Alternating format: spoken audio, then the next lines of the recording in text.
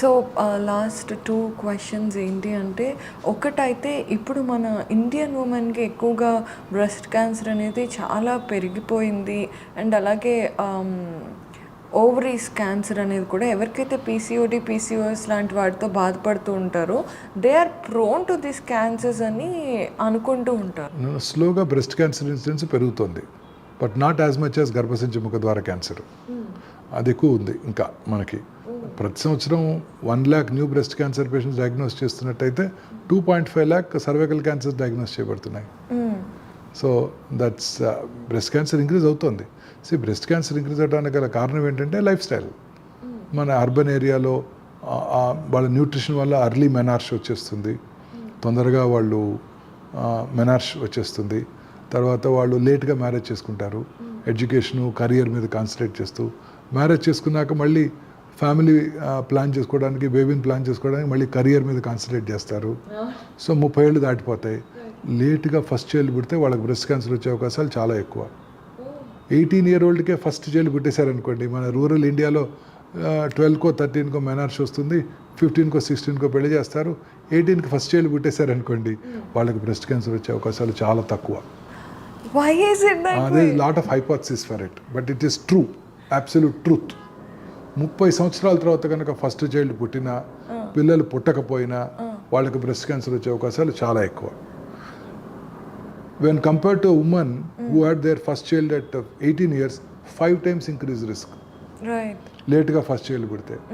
ఇలా ఇవన్నీ కూడా అలాగే ఈ బీపీఓస్లో నైట్ టైం పనిచేస్తూ వాళ్ళలో వచ్చే బ్రెస్ట్ క్యాన్సర్ వచ్చే అవకాశాలు చాలా ఎక్కువ. తర్వాత last and most important which I wanted to tell you, which is my personal observation. Okay. ఈ క్యాన్సర్ తిరిగి రావడానికి బెస్ట్ మన ఇమ్యూనిటీ బాగుండాలి, తిరిగి రాకుండా ఉండటానికి. మన ఇమ్యూనిటీ ఇప్పుడు కరోనా వచ్చినప్పుడు చూసాం మనం, చాలామంది కరోనా మన ఇంటికి వచ్చిన మిల్క్ మ్యాన్ ఇచ్చాడు, మన సర్వెంట్ ఇచ్చాడు, మన గార్డనర్ ఇచ్చాడు, మా పూలవాడు ఇచ్చాడు, వాళ్ళంతా బాగానే ఉన్నారు, వీళ్ళు పోయారు. అవును. కారణం ఏమిటి? వాళ్ళలో ఉన్న ఇమ్యూనిటీ వీళ్ళు లేదు. వాడు ఆ రోజు వరకే చూసుకుంటాడు. అతను ఆ రోజు పని దొరికిందా, ఆ రోజు ఫుడ్ దొరికిందా, నిద్రపోయాడా తప్ప నెక్స్ట్ డే గురించి ఎక్కువ ఆలోచించారు వాళ్ళు. సో మానసిక ఆందోళన, ఇది last part I wanted to discuss. Good that you asked. అన్నిటికన్నా మీరందరూ తెలుసుకోవాల్సింది, మన వ్యూవర్స్ అంతా తెలుసుకోవాల్సింది ఏంటంటే, అన్నిటికన్నా అత్యంత హానికరమైనది, టొబాకో కన్నా, డయాబెటీస్ కన్నా అన్నిటికన్నా హానికరమైనది మానసిక ఆందోళన. మానసిక ఆందోళన కనుక ఉన్నట్టయితే వాళ్ళకి ఇమ్యూనిటీ తగ్గిపోతుంది. బెస్ట్ ఇమ్యూన్ బూస్టర్ ఏంటంటే హ్యాపీనెస్, సంతోషం and good sleep. Best immune boosters ఇవి. చక్కగా పడుకొని రోజంతా సంతోషంగా ఉంటే వాళ్ళకి కరోనా రాదు, క్యాన్సర్ రాదు. క్యాన్సర్ వచ్చిన వాళ్ళు కూడా తగ్గిపోద్ది. నా own personal observation. Very interesting and very important. She is 72 years lady. 8 yearsగా నా దగ్గర చెకప్కి వస్తుంది. వాళ్ళ ఆయనకి 74 years. 8 yearsగా ఇద్దరు కలిసి నా దగ్గరకు వస్తారు. అండ్ సూట్ వేసుకొని నా దగ్గరకు వస్తాడు రోజు చెకప్కి, మిడ్ సమ్మర్లో కూడా. సడన్గా ఒకరోజు ఆయన రాలేదు. ఏడమ్మా గోపాలరావు రాలేదు, రూపాలరావు గారు రాలేదు అన్నాను. ఆయన పేరు మార్చానులేండి. టక్కున ఆ అమ్మాయి నా షోల్డర్ మీద పడి, ఆవిడ 72 year old లేడీ ఏడ్చేసింది. మొన్న హార్ట్ అటాక్ వచ్చి చనిపోయారండి, 2 months అయిందండి అని. సరే టెస్టులు చేశాను, బాగానే ఉన్నారు, వెళ్ళిపోయారు. కరెక్ట్గా 4 నెలలకి క్యాన్సర్తో తిరిగి వచ్చింది. 8 ఏళ్ళుగా క్యాన్సర్ రాలేదు ఆమెకి. సో మానసిక ఆందోళన, భర్త పోయాడన్న ఆందోళన. ఇంకొక పేషెంట్, సర్జరీ చేశాను బ్రెస్ట్ క్యాన్సర్కి, 5 ఏళ్ళు అయిపోయింది. అది అప్పుడే అడ్వాన్స్డ్ క్యాన్సర్ అనుకున్నాం. 5 ఏళ్ళు అయిపోయింది, చక్కగానే ఉంది. అడ్వాన్స్ బ్రెస్ట్ క్యాన్సర్ అని తొందరగా పెళ్లి చేశారు అమ్మాయికి. కరెక్ట్గా 5 ఏళ్ళ తర్వాత, అదే పెళ్ళైన 2 నెలలకు 2 ఏళ్ళకో 3 ఏళ్ళకో డివోర్స్ అయిపోయింది. ఈవిడికి క్యాన్సర్ తిరగబెట్టింది. కూతురు డివోర్స్. ఇలా నేను ఒక ఫుల్ పేజ్ ఆర్టికల్ రాశాను ఒకసారి ఆంధ్రజ్యోతిలో, ఇలా నా ఎక్స్పీరియన్సెస్. ఆ రోజు అక్కినేని, చాలా కాలం క్రితం అక్కినేని నాగేశ్వరరావు గారు నన్ను పిలిచి, ఇంటికి పిలిచి నాకు చెప్పారు ఆ రోజు, ఏమని, ఇది చాలా కరెక్ట్ వంశీ, నేను కూడా నాకు హార్ట్ అటాక్ వచ్చినప్పుడు పోతానని చెప్పారు, నా కారు మీద 2002 అని నెంబర్ ఎంచుకున్నాను నేను, అప్పటి వరకు బతుకుతాను అని.